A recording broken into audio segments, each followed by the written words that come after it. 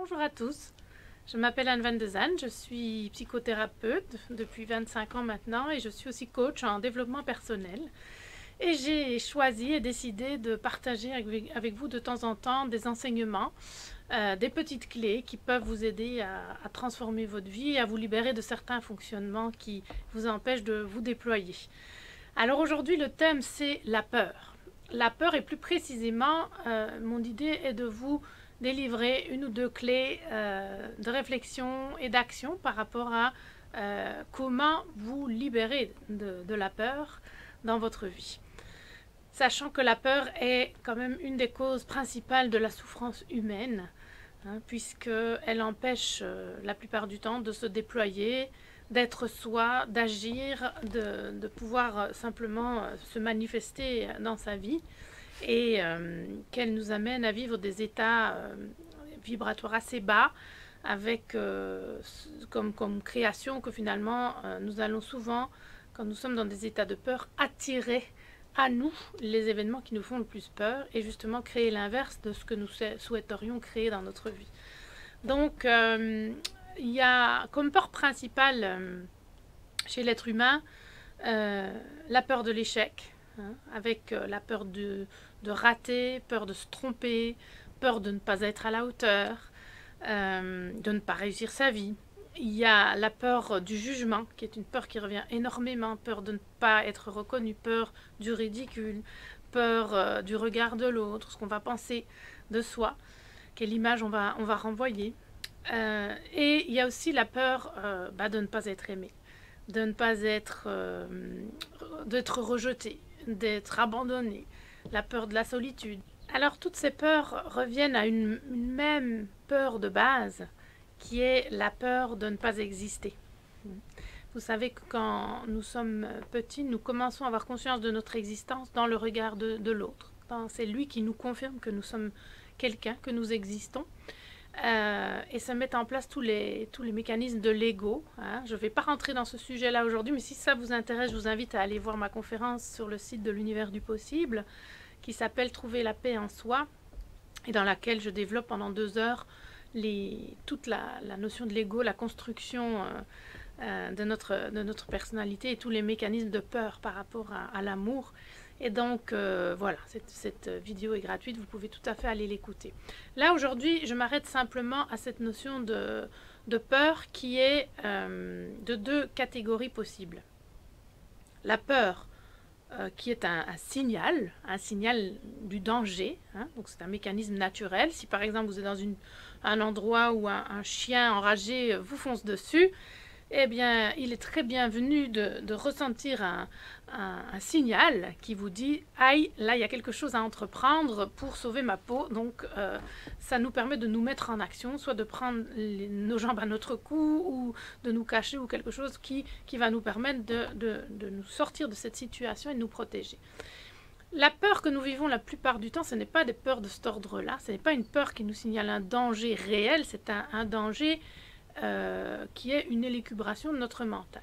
J'entends par là ce que j'appelle, ou ce qu'Eckhart Tolle appelle la peur psychologique, c'est-à-dire la projection dans le futur d'une expérience, d'une situation, uniquement par le biais de nos pensées, de notre mental, qui va créer des scénarios, des histoires, et quelque part nous faire ressentir toute une situation de peur qui n'existe pas, à propos d'une situation qui n'existe pas, qui est illusoire. Prenez l'exemple simplement d'un entretien d'embauche. Imaginez que vous ayez un entretien d'embauche dans 2 jours. Vous pouvez être très confortablement dans votre salon, bien installé et totalement à l'abri de quelque situation que ce soit, mais avec la tentative de l'ego qui se projette dans le futur, qui s'imagine en train de vivre cette expérience dans le futur, dont vous ne connaissez rien parce que évidemment, vous ne connaissez ni la personne, ni l'endroit, ni ce qui va se passer. Mais votre mental va créer des scénarios. C'est l'ego qui se projette comme ça pour essayer de contrôler la situation, pour essayer de devancer tout ce qui pourrait se passer, pour vous mettre à l'abri finalement de situations inconfortables. Mais si vous regardez bien ce qui se passe à ce moment-là, au final, votre ego vous crée une situation inconfortable dans le présent. Pourquoi? Parce que généralement, il va commencer à imaginer toutes sortes de scénarios à propos des choses qui pourraient mal se passer, pour vous protéger justement, pour vous donner des moyens, soi-disant, de contrôler la situation. Donc, et peut-être que vous allez commencer à vous imaginer en train de perdre des pédales, on vous pose une question à laquelle vous ne pourriez pas répondre, puis vous pourriez vous imaginer en train de perdre vos moyens, de ne plus arriver à parler, de bafouiller, de transpirer, d'être à côté de la plaque, etc. Vous pouvez même aller, l'ego peut aller jusqu'à se projeter dans la pensée de l'autre, c'est-à-dire imaginer ce que l'autre va être en train de penser à ce moment-là, comment il va vous juger, comment il va vous trouver pas à la hauteur, etc. Ça peut aller très loin, tous ces mécanismes-là. Donc, effectivement, c'est vraiment important de prendre conscience que dans ce phénomène de peur psychologique, il y a vraiment un processus mental. C'est une création par la pensée qui amène réellement les sensations de peur dans le présent. La personne qui va faire ça, dans le présent, il ne se passe rien. Hein? La personne est à l'abri, tout est parfait dans le moment présent. Mais elle va ressentir dans son corps tous les mécanismes de la peur. Peut-être son cœur va se mettre à battre très fort, elle va commencer à vraiment paniquer, à avoir des symptômes corporels, de la transpiration, que sais-je. Alors que dans le présent, il ne se passe juste rien du tout. C'est uniquement en lien avec l'histoire qu'elle est en train de se raconter. Et qui n'est encore pas la réalité, parce que les choses ne se passeront peut-être pas du tout comme ça. Et donc, c'est ce que nous faisons la plupart du temps. C'est nous projeter dans des futurs, nous raconter des histoires, nos pensées prennent le contrôle de notre réalité et avec l'idée effectivement de nous protéger, avec l'idée de nous mettre en place toutes les réactions possibles, mais évidemment en ayant un double inconfort. Le premier, c'est de vivre tout l'inconfort, le pire qui soit dans le moment présent, c'est-à-dire de passer à côté de notre vie, parce que notre vie, elle est dans le moment présent, c'est ici et maintenant. Et aussi de quelque part nous amener, quand je vais arriver à mon entretien d'embauche, je serai évidemment déjà dans un état de peur, je serai déjà dans un état, j'ai déjà imaginé toutes sortes de scénarios, donc je ne suis pas détendue en train d'arriver dans l'acceptation de ce qui va se passer, je suis déjà avec des tas de mécanismes en place, de structure, de préparation, de défense. Donc je risque très fortement de ne pas bien vivre non plus ce qui se passe là, parce que je dois déjà passer au-dessus de tout un état vibratoire difficile. Donc, cette notion de peur psychologique, c'est quelque chose, c'est à ça que je veux faire référence ici, et non pas à la peur saine et simple, voilà, qui peut se manifester à n'importe quel moment. C'est ce que j'appelle la peur utile, c'est-à-dire une peur qui nous donne des informations qui nous permettent de nous organiser dans nos vies pour nous protéger. La peur psychologique, c'est une projection dans le futur de tas de scénarios sur lesquels nous n'avons d'ailleurs pas le contrôle et qui sont souvent avec comme conséquence de nous mettre dans des états très difficiles. Et donc ces peurs-là, elles ont pour conséquence dans nos vies tout simplement de nous empêcher d'être nous-mêmes, de nous empêcher d'agir, de nous empêcher de faire des expériences, d'aller dans le mouvement, d'écouter nos élans, d'être nous. Parce que si même je suis dans une pièce et je vois une personne là qui m'a l'air bien sympathique, j'ai un élan vers cette personne, j'ai envie d'aller lui parler, eh bien il se peut que déjà j'ai tout un mécanisme là qui se met en place de résistance. Une voix, peut-être que ça se manifeste par une voix dans ma tête, la plupart du temps c'est comme ça, qui me dit mais non, je ne vais pas aborder cette personne, je vais être ridicule, je ne saurai pas quoi dire, je vais la déranger, elle va me juger, je vais perdre mes moyens, elle va penser que je... Et nous allons élucubrer toutes sortes de scénarios là qui font que évidemment je n'y vais pas. Je suis déjà pétrifiée dans mon corps, je ne me sens pas à la hauteur, j'ai toute une réaction à ce système de pensée-là qui fait que c'est très difficile d'aller vers un mouvement qui devrait être très spontané. Si vous prenez les enfants avant la structuration de l'ego, l'enfant ne va pas se poser toutes ces questions. Il va aller vers l'expérience. Donc, il y a vraiment une nécessité à prendre conscience dans la structure de nos peurs qu'il y a tout un conditionnement de notre système de pensée et que c'est la pensée et le mental qui créent toute la dynamique et tous les mécanismes de la peur. Donc, une première clé que je vais vous donner quand on parle ici de peur systématique, de peur qui vous empêche d'être vous, de vous déployer, de prendre des décisions et d'agir dans vos vies, Il ne s'agit pas de la peur dont j'ai parlé en premier face à un danger immédiat ou tout à coup une émotion que vous n'allez pas gérer dans l'instant avec les outils que je vous donne là. Il s'agit plutôt d'outils que je vous donne pour des peurs qui sont récurrentes. Si par exemple, ça prend la forme dans votre vie de l'incapacité à vous exprimer, à dire votre opinion, à prendre la parole quand pourtant vous auriez des choses à dire, ou tout simplement à dire non, à pouvoir exprimer vos limites, à pouvoir exprimer votre mécontentement ou exprimer votre contentement, hein, pouvoir exprimer ce qui se passe en vous. Donc, ou bien des mécanismes de peur récurrentes qui vous empêchent d'aller vers des choses nouvelles, d'entreprendre des nouvelles activités. Vous auriez rêvé de chanter ou de danser, mais vous n'y allez pas parce qu'il y a des processus en vous inhibants qui vous empêchent d'oser être vous, tout simplement, et qui vous empêchent d'aller ne fût-ce que faire une expérience qui n'est pourtant pas dangereuse en soi. Ou bien tout simplement des changements de vie, de la décision de quitter une relation dans laquelle vous vous étouffez, ou de changer de travail, peu importe à quel niveau ça se situe, ou tout simplement d'être en paix avec vous.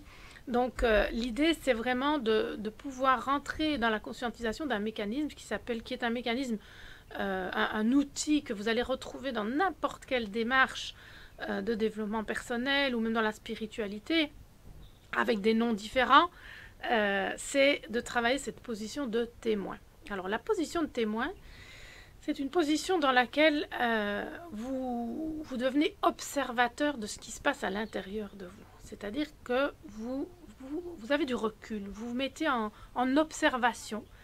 Certains l'appellent la traque, d'autres vont l'appeler un état de stabilité intérieure, un état de neutralité. Il s'agit vraiment d'accéder à la capacité de ne plus être le jouet et de vos émotions et de vos pensées, mais pouvoir, quelque part, prendre conscience des mécanismes qui se jouent à votre insu à l'intérieur de vous. Hein, parce que la plupart du temps, c'est bien sûr à notre insu. Personne ne choisit de rentrer dans la peur, de mettre en place des scénarios catastrophes, parce que c'est totalement inconfortable de vivre ça. Il y a des personnes qui passent des nuits et des mois entiers où ils ne peuvent plus dormir, où ils ressassent tout le temps les mêmes idées, et ça s'appelle de l'obsession. Et bien sûr, ils ne sont pas dans ce choix conscient de faire ça. Donc l'idée, c'est vraiment d'accéder à cette position de témoin. Et c'est tout un travail en soi. Hein. C'est un travail qui peut être proposé sous plein de formes différentes pour commencer à être capable d'observer ce qui se passe à l'intérieur de nous, les mécanismes qui sont en jeu, les mécanismes de nos pensées, le mécanisme de la peur. Comment ça fonctionne tout ça? Qu'est-ce qui se met en place et qui gouverne ma vie finalement? Parce que vous pensez bien que la plupart du temps, nous ne choisissons pas nos pensées. Hein. Et donc, nous pouvons avoir finalement un mécanisme qui agit à notre insu complètement à l'intérieur de nous. Donc, l'idée, c'est de prendre ce recul et de pouvoir devenir observateur. Alors, un outil que je vous donne, vous pouvez choisir un domaine de votre vie où vraiment vous sentez que vous êtes en inertie. Hein, comme je dis, comme un poisson rouge dans son bocal qui tourne en rond. C'est-à-dire, vous sentez un peu pétrifié sur place. Vous sentez que vous étouffez, vous n'êtes plus vraiment en mouvement. Vous avez envie d'aller vers quelque chose, mais vous ne vous mettez pas en action. Il y a quelque chose qui est paralysé. Vous êtes comme en train de ronronner, de vous endormir sur place. Choisissez un domaine comme ça, où il y a un élan et où vous n'y allez pas, où vous sentez que c'est pas libre et en mouvement. Et vous allez noter toutes les pensées qui vous viennent de résistance. La peur crée de la résistance. Et ensuite, elle crée du contrôle. C'est-à-dire que la première attitude, c'est quelque part, prenez le cas d'un élan, j'ai envie d'aller quelque part, et des pensées me disent non, comme tout à l'heure, l'exemple que je vous donnais, si j'ai envie d'aborder quelqu'un. Il y a un mouvement qui va de l'avant et un mouvement de résistance. La tentative pour l'être humain, quand il y a de la peur, c'est de contrôler. Essayer de contrôler la situation, c'est-à-dire rigidifier et aller dans le sens inverse du mouvement. Le mouvement, c'est la vie. Donc, l'idée, c'est vraiment de prendre conscience de toutes les pensées que vous avez à propos de cette situation. Qu'est-ce que votre ego vous raconte? Qu'est-ce que votre mental vous raconte? Qu'est-ce que vous êtes en train de mettre en place comme scénario? Et en faisant ça, vous devenez observateur. C'est-à-dire que vous êtes capable de vous séparer de ces pensées, de les observer et d'en prendre conscience. Et vous allez voir que vous pourriez vous poser la question de quelles sont dans ces informations les pensées utiles, c'est-à-dire des pensées qui me renseignent vraiment sur un danger réel et qui va me permettre de me préparer à la situation et à mettre en place des choses, ou quelles sont les informations stériles, c'est-à-dire la plupart des informations d'ailleurs dans ce genre de situation. Comme dans l'exemple de tout à l'heure, si j'aborde cette personne, qu'est-ce qu'elle va penser? Elle va penser que, elle va dire que, et vous ne pouvez pas savoir ce que va penser l'autre, ce sont des informations stériles. Hein, c'est perdre de l'énergie et du temps à élucubrer des scénarios qui n'existent pas. Donc vous allez vraiment vous pencher sur ces pensées-là et regarder de quoi vous avez besoin dans ces pensées pour avancer, pour vous permettre de construire votre réalité, et quelles sont toutes les pensées stériles. Ensuite, il y a vraiment un travail à faire par rapport au système de croyance. C'est-à-dire que dans l'absolu, nous avons tous des lunettes sur le nez qui nous font voir la réalité d'une certaine façon. C'est notre système de croyance. Nous avons été conditionnés à penser d'une certaine façon. Et c'est très important de pouvoir à un moment donné dans sa vie faire le tri sur quelles lunettes j'ai sur le nez et qu'est-ce que j'ai à transformer à propos de ce filtre, de ces lunettes, pour pouvoir accéder à une réalité qui est en réponse à ce que je souhaite vraiment. Donc nous avons une réadaptation à faire. Ce n'est pas le sujet, mais il y aura une vidéo sur ce sujet-là plus tard. Donc là, une fois que vous avez pu noter vos pensées, vous pouvez prendre conscience qu'il y a un choix à faire. Il y a toujours un choix à faire dans notre vie, à savoir est-ce que je cède le pouvoir à ma peur, c'est-à-dire aux pensées qui sont là, et est-ce que je donne tout le terrain à cette peur-là, ou est-ce que je choisis au contraire la vie? Est-ce que je choisis l'amour? C'est-à-dire, est-ce que je peux accepter que j'ai cette peur-là? Parce que la peur est un état légitime chez l'être humain. Hein, vous savez bien que nous vivons la plupart du temps d'ailleurs dans la peur. Je peux accepter ça, prendre ma peur avec moi et commencer à choisir. Choisir, est-ce que je cède le terrain à la peur, ou est-ce que je décide malgré tout de rester dans le mouvement de vie, d'aller de l'avant. Et nous arrivons alors à l'étape importante qui est l'étape de l'action, c'est-à-dire avec la peur, malgré la peur, dire oui. Oui à l'expérience que la vie nous propose, aller voir, comme sans chercher de résultat, et ça c'est toute la difficulté au niveau de l'ego, c'est de lâcher le souci du résultat. Qu'est-ce que ça va donner? Est-ce que je vais m'en sortir? Comment ça va être? Juste aller dans la vie pour faire des expériences, pour les vivre, pour se donner un terrain d'exploration, parce que finalement la vie c'est un terrain d'exploration. Nous sommes ici pour explorer, pour nous explorer, et c'est sûr que plus nous vivons d'expériences, plus nous arrivons à nous ouvrir à cet espace, plus nous serons vivants. Donc l'idée c'est vraiment d'arriver à passer ce cap du oui, ce cap où nous nous mettons en action et en mouvement malgré la peur. Alors voilà pour ce petit enseignement. Peut-être certains d'entre vous se sont en train de se dire mais c'est plus vite dit que fait. C'est sûr que moi ce que je suggère c'est un travail de fond par rapport à tout le conditionnement et tout le système de pensée, les mécanismes qui sont en place à l'intérieur de nous à propos justement de la peur. Alors, pour ceux que ça intéresse, j'ai mis en place, il y a plus d'une quinzaine d'années maintenant, un stage qui s'appelle Oser sa vie au-delà de la peur. Hein, donc c'est un stage où on travaille sur la peur. Et c'est une expérience extrêmement puissante dans laquelle je propose vraiment des outils. Mais pas seulement des outils pour comprendre, c'est la première étape. La première étape, c'est de se clarifier. Qu'est-ce que je veux vraiment? Qu'est-ce qui est important pour moi? Me déployer, oui, mais me déployer comment? Qu'est-ce que j'ai envie de mettre en place? Qu'est-ce qui a du sens pour moi? Donc de se reclarifier à ce niveau-là. Et ensuite, le travail va se faire sur la compréhension des mécanismes qui sont en jeu. Comment ça fonctionne? Comment mon ego met en place des projections? Comment fonctionnent les mécanismes de la peur et tout ce système de pensée qui verrouille finalement mon expérience? Mais le gros du travail se fera surtout sur la libération, c'est-à-dire la capacité à remettre tout ce système en mouvement. Donc c'est vraiment un stage où on va dans l'expérience, pas du tout dans la théorie.